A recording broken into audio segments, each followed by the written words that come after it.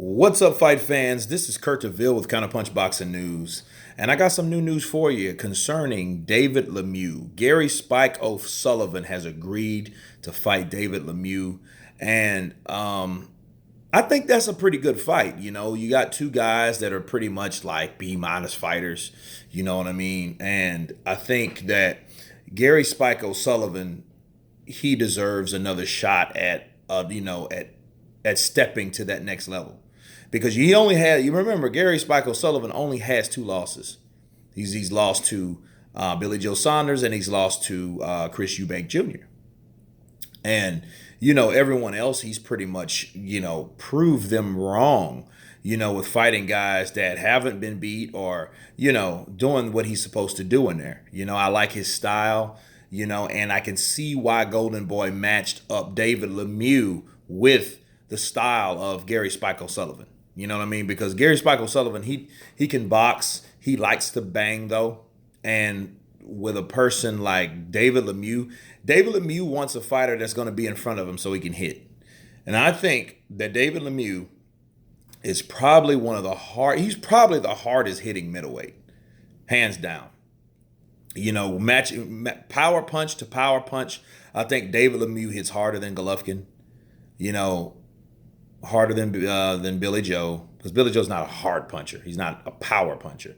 Golovkin, Danny Jacobs, the Charlos, and I don't really know what the Jamal Charlo's punching power is like at 160, but people that are there if punch to punch, and I think that he punches harder than probably anyone there. It's just his style. He doesn't have a Mike Tyson like style. He has more of a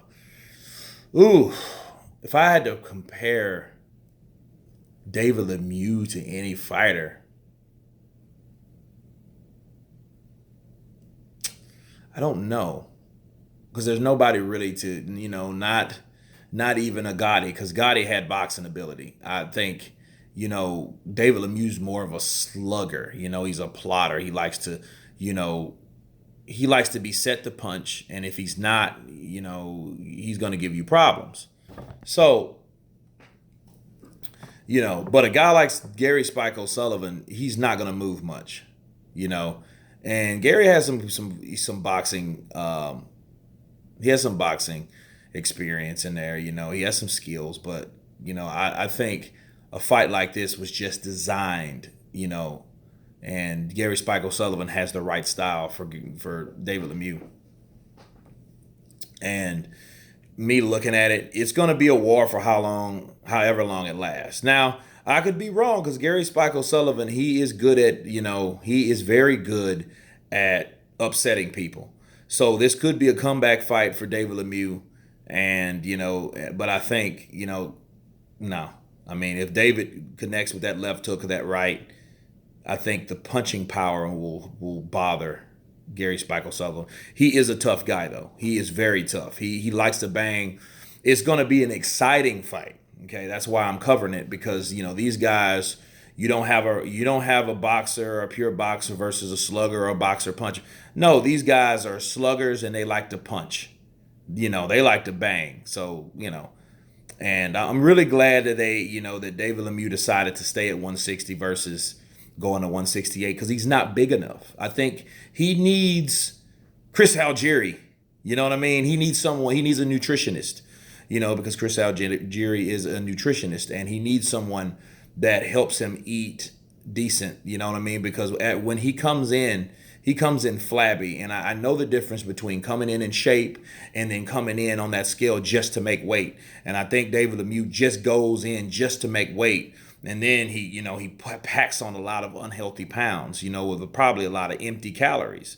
You know what I mean? So I think he needs, a nutritionist, strength and conditioning coach, someone's going to help him, live up to his full potential. Because there's no reason that he should have fought the way he fought against Billy Joe Saunders.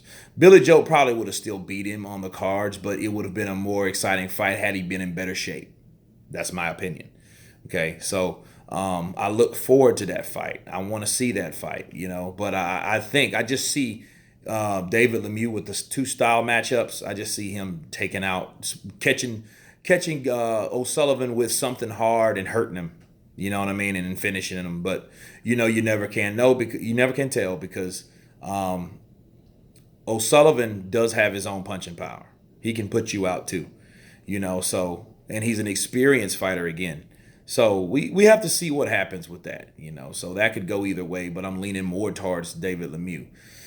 Okay, and next, the Louisiana native from this state, New Orleans born, NOLA raised, Regis Prograis. Regis Prograis has signed on to fight Terry Flanagan. Now that's going to be a good fight. I think that's another step up because they're really testing. They're really testing Prograis. They want to see what level he's on, and this is the exact way to do it.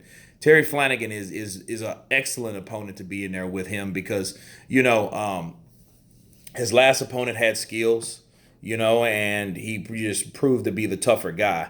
I didn't care for him getting his hit as much as he did. I mean, it just shows he's tough, and the stories about him not having sparring without headgear, that's just stupid to me. That's just unnecessary. But I mean, hey, he's a tough kid, but man, that's you look at that 10, 15 years from now, you look at what part of that damage did you take just sparring for a fight.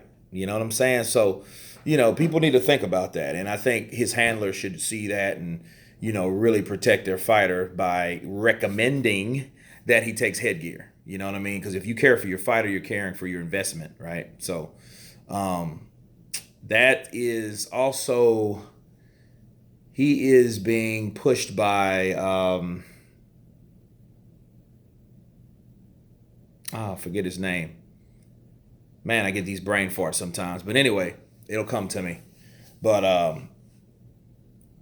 he's getting pushed by very important people. And again, I look forward to seeing that fight because Terry Flanagan is the guy that will push you to your limits. So I don't know what Regis Prograis' plan is to go to 147. He sure as hell punches hard enough to go to 147. But so did Gotti. Didn't mean he's supposed to have been in 147. You know what I mean? Because Gotti didn't belong at 147. The punches affected him and more. But this is a tough guy, and he proves to have a better chin than, Gotti thus far. Because that's a bold statement. I don't want people on this page. No, man, Gotti was a warrior, thunder. What I mean? But yeah, that looks like a very good fight, and the styles will match up. I see a war. I see a battle. I see will versus will, skill versus skill. That's what I see with these two guys. The body punches from Prograis. He lands those thudding blows. Terry Flanagan has great combinations, and he comes forward as a good coming forward fighter and a good boxer at the same damn time. So I would like to look forward to who wins between Flanagan and Prograis, and I think that's in October or sometime, maybe on the 27th, something like that. Yeah. So anyway, I look forward to those guys fighting and duking it out, So we got Gary Spike O'Sullivan, David Lemieux, Regis Prograis, Terry Flanagan. We got to see who wins. And I couldn't even tell you who wins the Flanagan-Prograis fight. I'm going for Prograis because he's a Louisiana boy like myself. So, I'm going for him. But, logically, who knows? This is boxing. This is the sport I love that I hate so much. So here it is. So anyway, you guys tell me what you think about these two matchups, these four fighters. Please subscribe, leave your comments, and you guys been counterpunched. Peace.